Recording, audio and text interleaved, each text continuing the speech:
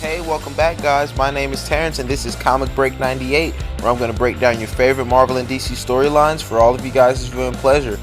And this is it, guys. We are continuing Jim Starlin's The Infinity Gauntlet with issue number 4, Conflict on the Far Side of the Galaxy. We had previously covered the first 3 issues before, really coming to this moment now, and this is it.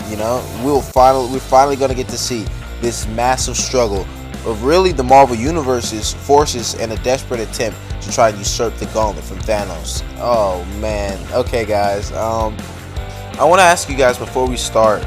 Infinity War's been out for maybe a month now, so I'm gonna ask you guys really fast. You can leave it in the comments after the video is over. But who is your favorite character in Avengers: Infinity War? I'm gonna go ahead and say mine was Thor, hands down, without a doubt. But let me know, and yeah.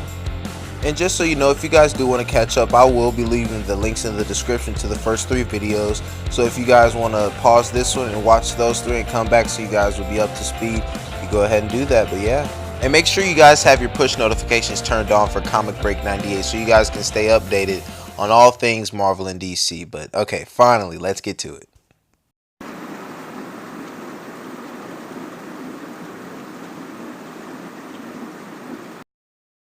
So picking up right where we left off at the end of issue number 3, Preparations for War, when we had seen the Earth superheroes entering the portal and arriving at Mr. Death's shrine to attempt to usurp the gauntlet from Thanos, we come back to that same location where we see that actually Iron Man, Namor, Firelord, and Thor seem to be leading the charge against Thanos. And we see a voiceover from, I guess it's Eros, who's like just chronicling the fight as it happens. And he says that as these heroes are approaching him, the only thing that Thanos can do is smile. Because really, this whole situation, this whole conflict that is about to take place, Thanos has complete control over. He really has no doubt in his superiority being the thing that'll be what gets him out of this situation. But what we see is that Thanos actually uses the gauntlet. He snaps his fingers like he did earlier in the story when he had deleted half of the life. But this time it seems that he just uses the time gem or a combination of the stones, mainly the time gem, because Thanos actually freezes time. Like he stops all of the superheroes in their place. And this simple move right here just enlightens Eros and really not even the superheroes, because they don't even know that they're being frozen. But I guess it just, sheds light to the readers that this fight, it was long over before it had even begun, because all of the superheroes are frozen and are completely unaware of it. If Thanos wanted to, he can go through with the gauntlet and just slaughter them all, but we have to have a story. But what we find out is that several people will actually spared from the effects of Thanos using the time gem to freeze time. And we find out that these people are actually Mephisto, Mistress Death, Nebula, Taraxia, of course Eros, and Uatu the Watcher are actually those people who are spared. And Eros basically concludes this to Thanos being so arrogant and possessing the full power of the Infinity Gauntlet. What god wouldn't want to have an audience to flaunt this power before? And I really want you guys to pay attention to that, because if we go all the way back to issue number 1, God, when I talked to Thanos and him being so arrogant and how this arrogancy will actually engineer his defeat, you guys will start to see that. You guys will start to see as Thanos continuously uses the Infinity Gauntlet to just cut a swath through all of the Earth superheroes. He'll end up being so far gone from the Thanos that we had seen at the beginning of this story, where he had been pining for the love of Mistress Death. And I think you guys should really pay attention to that. And you guys will definitely know the moment when Thanos loses it all. But, we'll get there when we get there. But what we see is that while Thanos is wandering the battlefield and really pondering what he needs to do next, he has a sort of open monologue where he says that if this is the army that the Earth superheroes had tried to muster to try to take the Infinity Gauntlet from him, then it's really a puny force. And he even says it himself that with a single thought, he could blink all of them out of existence. So they really have no chance. But we see that Mephisto is coming in with his old wingman tendencies, and he tells Thanos that Thanos would do better if he turned his attention to Adam Warlock and the Silver Surfer. And Thanos, and I told you guys, this is that arrogance that Thanos keeps, showcasing to us. He tells him that Adam Warlock and Silver Surfer, because they hadn't arrived with the rest of the superheroes to try to take the gauntlet with him in this initial conflict right here, that they seem to be the most intelligent beings in the universe, because they know of the full power that Thanos has. But even still, Thanos in the process of killing Adam Warlock and the Silver Surfer. But we see that Mephisto jumps in and he tells Thanos to stay his hand, for this may be an opportunity in disguise. And when Thanos tells Mephisto to flesh out his words, Mephisto tells Thanos that Thanos wields power unlimited, but despite this, Mistress Death still does not love him. So Mephisto basically sees this opportunity in the Earth superheroes themselves and them being the main goal in getting Mistress Death to fall in love with Thanos. And when Thanos asks Mephisto, how is this? Mephisto tells Thanos that this is courage. Every female is worn by a man with a heart of courage, especially exhibited in battle. But Mephisto tells Thanos that this act of bravery is something that can only be exhibited if defeat is possible, because at this point Thanos is impossible, like 2000% impossible to beat. So Mephisto basically tells Thanos that he has to essentially even the odds. He has to make it so that the Earth superheroes, however small, however minute this chance may be, he has to make it so that there's a chance for them to come out on top. And Thanos is intrigued by this, and he actually agrees with Mephisto, and because of this, he cuts himself off from the time, space, reality, mind, and soul gems, and only holds on to the power gem so that he will retain limitless power, but he won't know his enemy's next move. So it's just a full-on fight. There's no mind games, there's no head tricks or anything. It's just a full-blown battle. But what we see is that as a result of Thanos cutting himself off from the rest of the gems, that it would actually engineer the Earth superheroes having a 0.05% chance of victory. And as Mephisto says, the odds aren't really, the best, but perhaps they're enough to impress Mistress Death, which I feel like you guys are lowballing. Like, this is a lady you trying to get Thanos. Like, what are you doing, man? I would say 25, but hey, that's me. But okay, I guess Thanos is Thanos, right?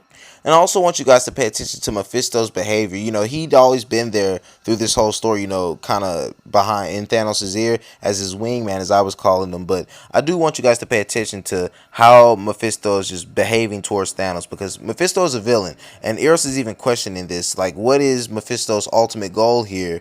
Tricking Thanos, or not even tricking him. He probably just really thinks that it's courage that would get him to get Mistress Death. But however, whatever Mephisto just did, he just engineered even the smallest chance for the Earth superheroes to come out on top. What we see is that Mephisto, he actually believes that there's another superhero that is coming to assist the rest of the Earth superheroes in usurping the gauntlet from Thanos. But when he looks up, he realizes that it's only Nebula. And guys, you really need to pay attention to Nebula, because there'll be a point in this story where events take place and Nebula will instantly become the most important character in this story. So you guys really need to pay attention to that, and yeah, watch out for her.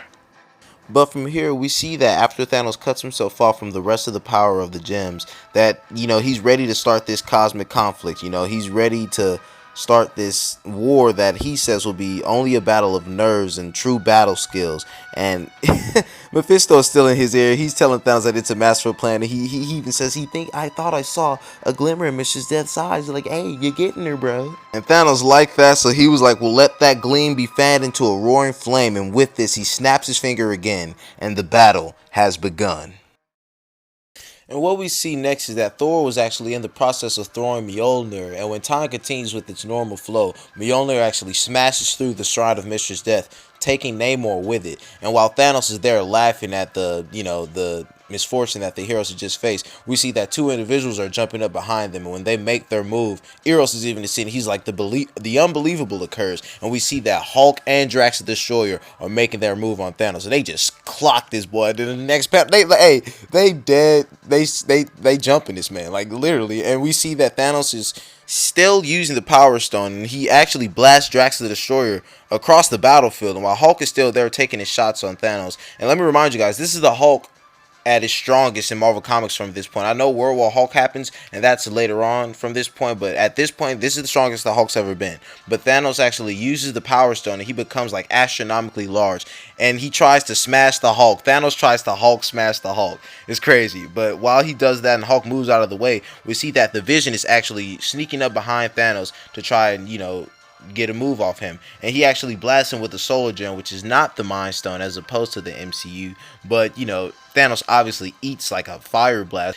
Eros is even chronicling this. He tells the readers that Thanos, if this was any other supervillain, that all of the other superheroes, they would be out, down for the count, but the fact that they were fighting Thanos, probably not even with the Infinity Gauntlet, just Thanos alone, it just shows that this is not going to be your average walk in the park. And he's basically saying that all of this is possible because they're all being led by Captain America, and we just see him telling all of them to follow the plan and just keep bringing on the power, just bombarding Thanos with relentless amounts of power to try to get him to take the gauntlet off, as helpless as all of this is. But in the next part of the conflict, we see that Namor and She-Hulk are actually making their move against Thanos. So we see that Eros is basically saying that if She-Hulk and Namor want to be victorious in this conflict against Thanos, then they will have to be absolutely merciless if they hope to prevail. But we come back to Adam Warlock and Silver Surfer, where Adam Warlock is basically asking Silver Surfer how goes the battle, and Silver Surfer tells him that it's going as expected, but he wishes that he could be there fighting alongside his friends. And Adam Warlock tells Silver Surfer that that would be utter folly. When Silver Surfer asks him why is that, Adam Warlock tells the Silver Surfer that he has a major role to play in this game. And when Silver Surfer tries to ask what is this role, Adam Warlock tells him that what he doesn't know that Thanos won't stumble upon. So I guess him using the Mind Stone to figure out whatever this plan they're trying to, hash on him is.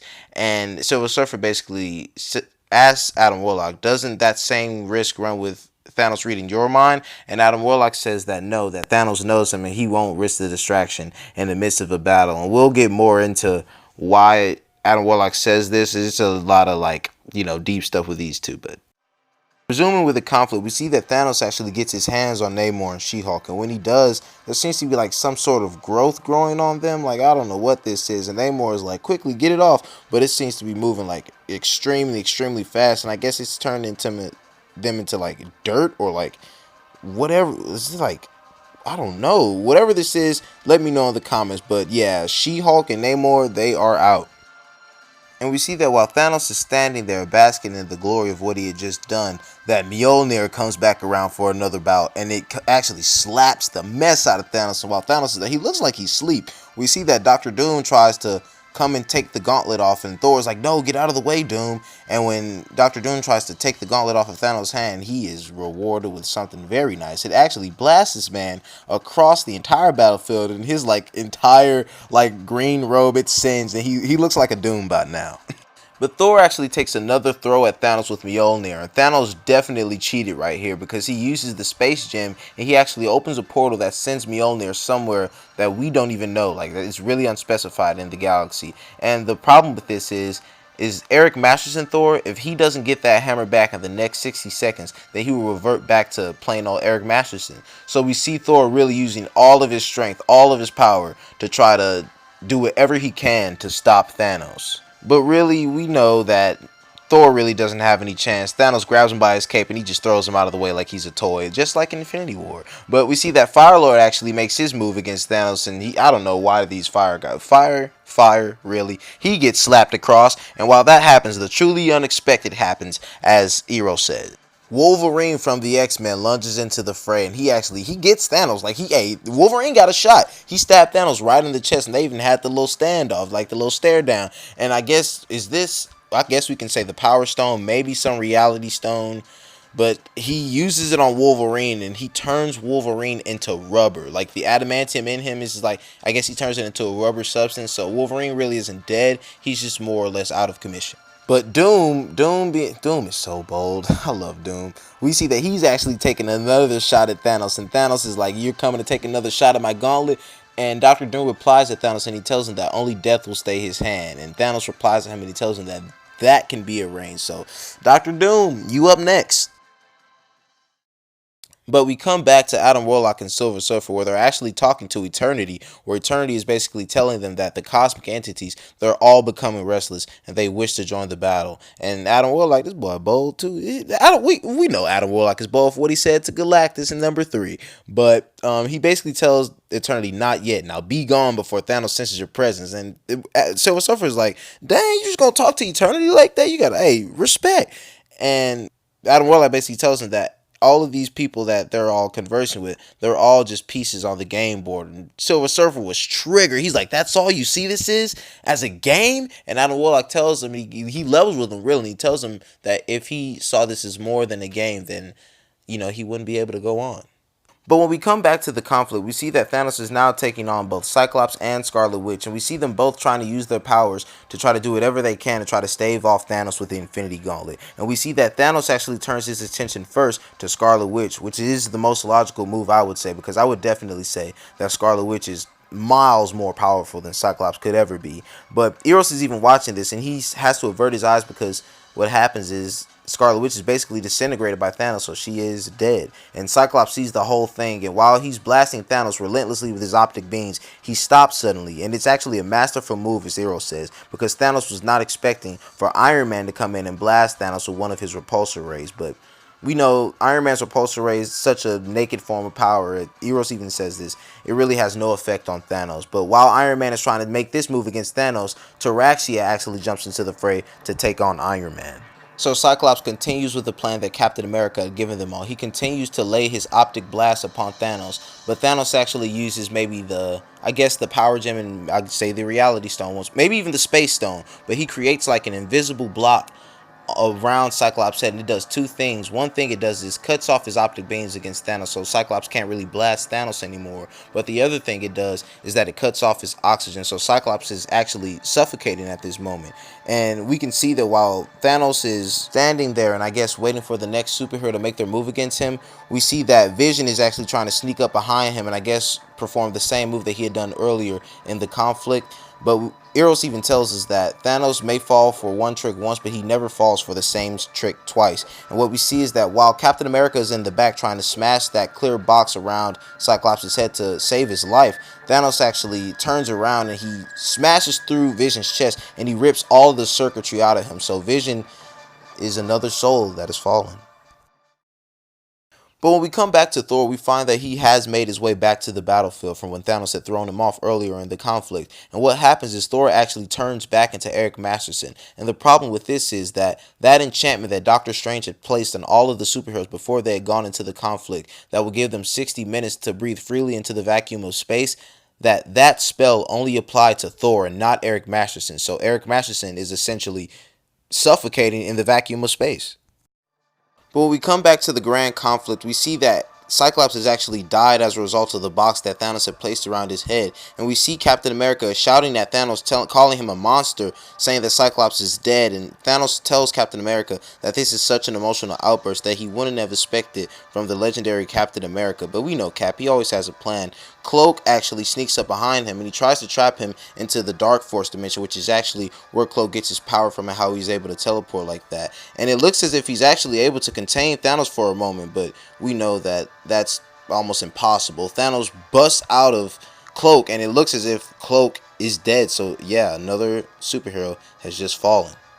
But when Thanos takes out Cloak, he goes into this literally testosterone-filled dialogue saying that his supremacy cannot be imprisoned and that his divinity is absolute. And Captain America replies to Thanos and he tells him that his godhood is a false godhood and all false gods eventually fall. And I want you guys to pay attention to this scene because in the background you can see that Taraxia and Iron Man, Taraxia has her hands on Iron Man. And in the very next panel, we see that he actually has his head ripped off. And speaking of the MCU, they're not going to kill Robert Downey Jr. like that. You really think they're going to rip Robert Downey Jr.'s head off? But speaking of this scene as well, I want you guys to pay attention to how Drax, the Destroyer, and Firelord are holding Thanos. This is very reminiscent to the scene in Infinity War when the Avengers, Spider-Man, and Iron Man and the Guardians, Star-Lord, Drax, Mantis, and Nebula were trying to take the gauntlet off of Thanos, and Star-Lord messed it up, that whole meme and gif, whatever.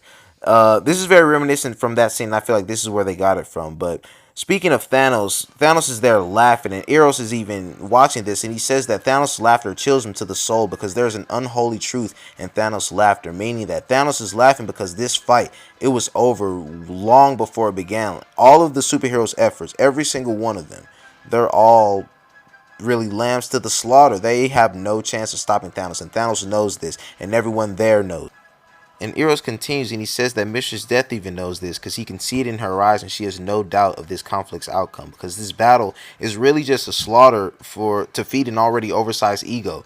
And he looks over and he says that the only person that's not fascinated by this entire situation, that the universe is really on its way to heading into shambles. Nebula is there and her body is just shattered and her mind is just crumbling, and he really wishes that she would be better off dead. But when we come back to the battle, it seems that all hope isn't lost. We see that Mjolnir actually returns to the battlefield and it actually lands right in front of Eric Masterson. And we see him trying his best to try to reach the hammer before he succumbs to the lack of oxygen. And he reaches the hammer and he is once again transformed back into Thor.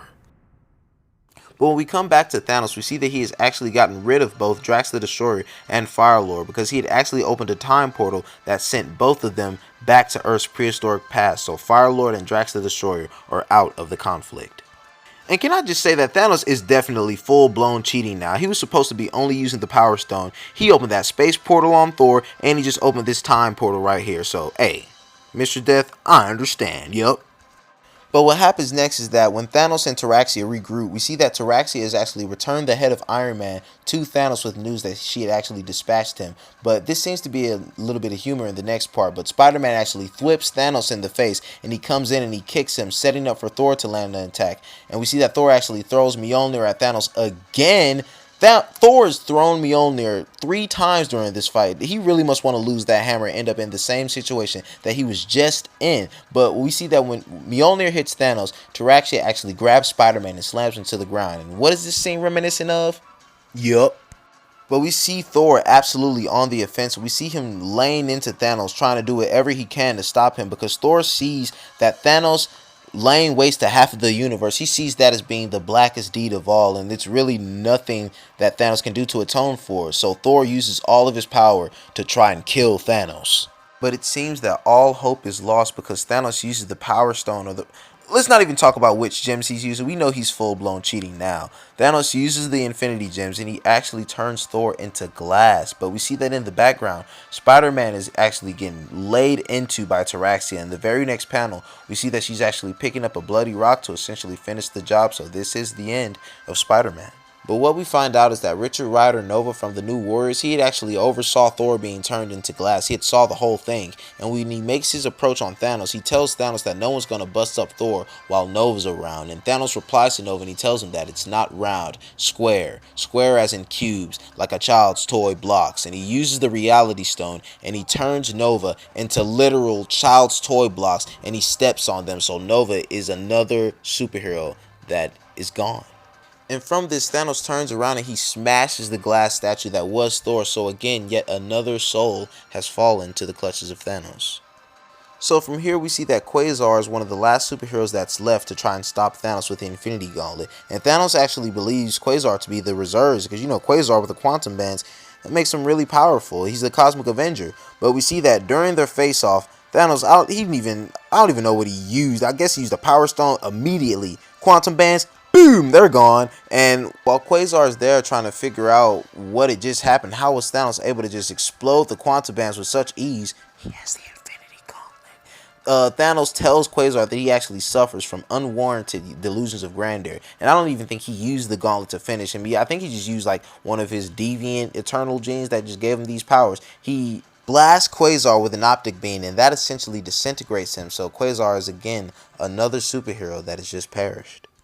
But from this point, we really get an overarching view of the battlefield. We see that Wolverine has been turned into rubber. She-Hulk and Namor have both been turned into dirt. Quasar and Scarlet Witch have both been disintegrated. Vision has got his circuits ripped out. Spider-Man's got his head smashed by a rock. Iron Man got his head ripped off. Cyclops is suffocated. Thor got turned into glass. Nova got turned into blocks. Cloak got blown up. Firelord and Drax got sent through a time portal. Guys, Thanos has won. Or has he?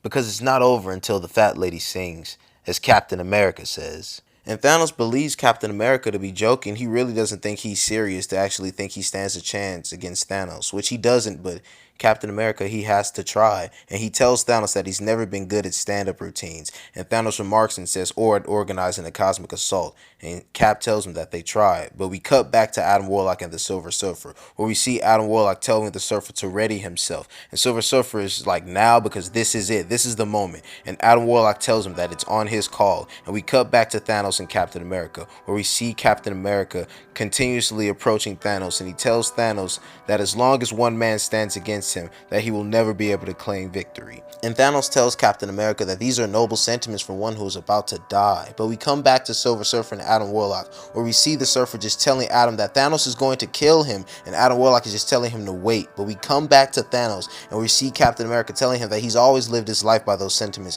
and they're well worth dying for, as he dodges a swing from Thanos. But Thanos uses the Infinity Gauntlet to make the floor grab Captain America's ankles, as he tells Captain America, then die he shall, and he slaps the vibranium shield and he shatters it, while telling him that he's always pleased to honor such a foolish request. So Captain America is essentially a sitting duck. His shield has been shattered and he can't move. And as we see Thanos raising his hand to kill Captain America, Adam Warlock tells the Silver Surfer now. And we see him flying across the universe as fast as he can. It couldn't have been 2 seconds to try and take the Infinity Gauntlet off of Thanos. And we see Thanos raising his hand to finish Captain America. And that Silver Surfer is approaching as fast as he can. Thanos sees him in the wink of his eye. And he missed. They failed. This was their Hail Mary pass and they failed. All of those superheroes had been gathered together for this moment and it was all for nothing. But we see that Captain America still takes a shot at Thanos and Thanos slaps Captain America and it looks as if he snaps his neck, so Captain America is dead. All of the Earth's superheroes have fallen to Thanos. But from here, we see Thanos realizing that that stunt that he had pulled for Mishra's death using one Infinity Gem at a time, it had almost cost him the entire Infinity Gauntlet. And he realized that he must have been out of his mind. And remember what I was talking about, Thanos becoming extremely arrogant. I need to remind you guys that the Infinity Gauntlet, it corrupts all. Its power is so great that anyone will be corrupted by its power just because of the limitless things that one can do with it. And the thing that makes Thanos so formidable is that he is an extremely powerful being, one of the most powerful beings in the universe, but he's also one of the smartest. And the fact that he was just going into this battle completely driven by the power that he had, he realizes that he came so close and he nearly lost it all. He nearly lost the Infinity Gauntlet to the Earth superheroes. So we see Thanos willing himself back to the full power of using all 6 Infinity Gems. And he uses it to will all of the remnants of the battlefield clear because he senses a greater struggle that is about to begin. And when we come back to Adam Warlock, we see him talking to someone and he's telling them that they had tried to do this the easy way, but they had failed. And now begins the conflict that he had strove to avoid because it's a conflict that he feels the universe may not survive. And Adam Warlock tells Eternity that it is his turn. And Eros is saying that he can't even shut his eyes to the awesome sight that no mortal was ever meant to see because he has a front row seat to the Armageddon of the entire universe because all of the cosmic entities have arrived to begin the astral conflagration against Thanos with the Infinity Gauntlet.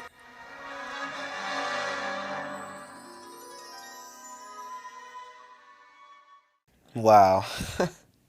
Wow, guys. So that's how it happens. Thanos kills almost all the Earth superheroes, and that was just the appetizer. This is really what I want to see out of Avengers 4. Infinity War is basically Thanos' quest and Infinity Gauntlet, kind of an amalgamation of the two, but this is really what I want to see, the main event, Thanos versus all of the cosmic entities. Guys, this is when you're going to see, and this is what I feel like it can really shine on screen and you guys really see something special. I really hope that they put this in, but I'm still shaking. I'm literally shaking. That was intense. But if you guys like the video, remember to like it, comment any questions you guys have about the video, anything else that you guys would want to see. And if you guys want to get more out of Comicbreak 98 and all things Marvel and DC, remember to subscribe so I can get these videos out to you guys. But yeah, Infinity Gauntlet number 5, the Astral Conflagration, coming soon. And you guys have a good rest of your day, and I'll see you later. Goodbye.